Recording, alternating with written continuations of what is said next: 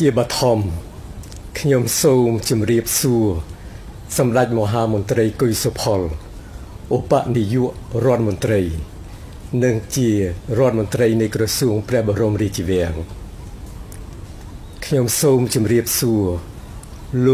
លោកស្រីជាអាជ្ញាធរលោកនាយកសាលាលោកគ្រូអ្នកគ្រូសិស្សានុសិស្សនិងបងប្អូនប្រជាជនទាំងអស់ដែលមានវត្តមាននៅទីនេះថ្ងៃនេះ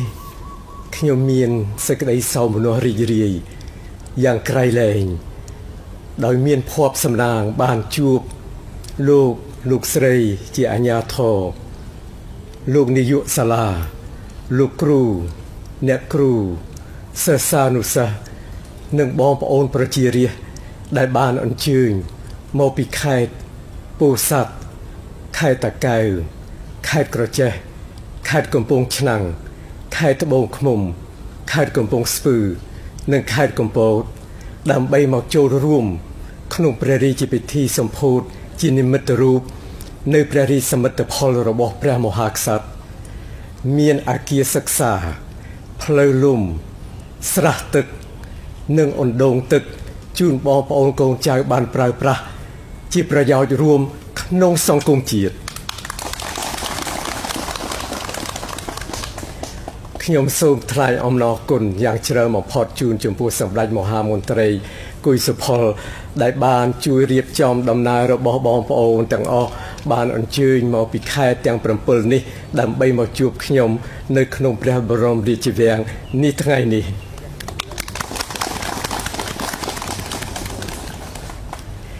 ថ្ងៃនេះយើងបានជួបជុំគ្នានិងរួបរวมគ្នាជាគ្រួសារតែមួយជានិច្ចកាលខ្ញុំមានសេចក្តីនឹករលឹកជាទីបំផុតចំពោះបងប្អូនជនរួមជាតិនៅទូទាំងប្រទេសនិងតែងតែមានការយកចិត្តទុកដាក់ជាដរាបចំពោះសេចក្តីសុខទុក្ខរបស់ប្រជារាស្ត្របន្តិចទៀតនេះយើងរួបរวมគ្នាកាត់ខ្សែបូជានិមិត្តរូបតាមខេត្តនីមួយៗមាននៅលើផ្ទាំងរូបភាពដែលមានចំពោះមុខនេះខ្ញុំសូមថ្លែងអំណរគុណយ៉ាងច្រើនបំផុតជូនចំពោះសម្ដេចមហាមន្ត្រីគុយសុផលដែលបានដឹកនាំក្រុមការងារសម្ដេចឪនៃព្រះបរមរាជវាំងបានចុះទៅកសាងសមិទ្ធផលទាំងអស់របស់ព្រះមហាក្សត្រប្រកបដោយស្មារតីយកចិត្តទុកដាក់ខ្ពស់បំផុត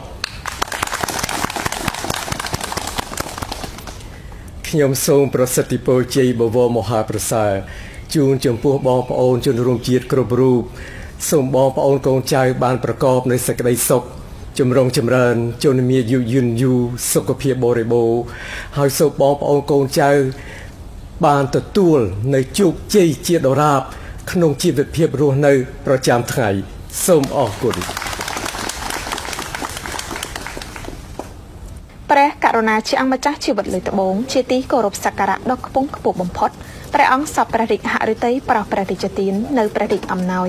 សម្រាប់សិស្សានុសិស្សប្រជារាស្ត្រគ្រូបង្រៀននិងអាជ្ញាធរក្នុងម្នាក់ទទួលបានអង្ករចំនួន1បាវស្មើ50គីឡូក្រាមត្រីខចំនួន10កំប៉ុងមីចំនួន2កេសខៀតចំនួន1កញ្ចប់ក្នុងនោះមានមុង1ភួយ1ក្រមា1សារ៉ុង1សៀវភៅចំនួន2ក្បាលប៊ិច1ដើមខ្មៅដៃ1ដើមខោខៀវឬសំពត់ខៀវអាវសចំនួន1កំភ្លេសម្រាប់សិស្សានុសិស្សអាវរងាមានស្លាកព្រះរាជអំណោយព្រះករុណាព្រះបាទសម្ដេចព្រះបរមនាថនរោត្តមសីហមុនីព្រះមហាក្សត្រនៃព្រះរាជាណាចក្រកម្ពុជាចំនួន1អាវយឺតមានស្លាកព្រះរាជអំណោយព្រះករុណាព្រះបាទសម្ដេចព្រះបរមនាថនរោត្តមសីហមុនីព្រះមហាក្សត្រនៃព្រះរាជាណាចក្រកម្ពុជាចំនួន1ព្រមទាំងមានបាយម្ហូប1កញ្ចប់ទឹកក្រូច1កំប៉ុងនិងទឹកបរិសុទ្ធ1ដបសម្រាប់ម្នាក់ពិសាសនៅតាមផ្លូវត្រឡប់ទៅវិញព្រះរាជទ្រព្យចំពោះសិស្សានុសិស្សចំនួន100,000រៀលប្រជារាស្ត្រចំនួន150,000រៀលគ្រូបង្រៀនចំនួន200,000រៀលលោកនាយកសាលាចំនួន250,000រៀលក្រុមប្រឹក្សាឃុំចំនួន300,000រៀលមន្ត្រីក្រុមសម្ដេចឪដឹកនាំមកនិងជូនដំណើរទៅវិញចំនួន100,000រៀល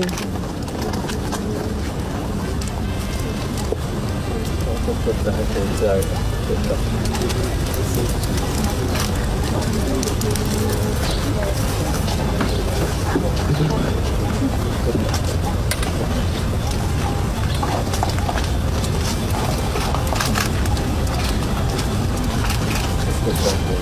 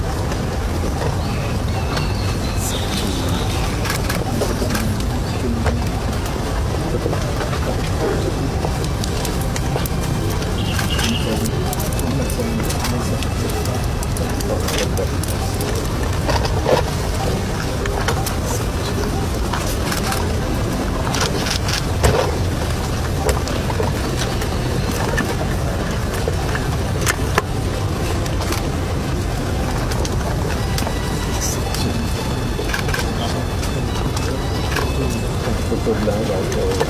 จะเสร็จจู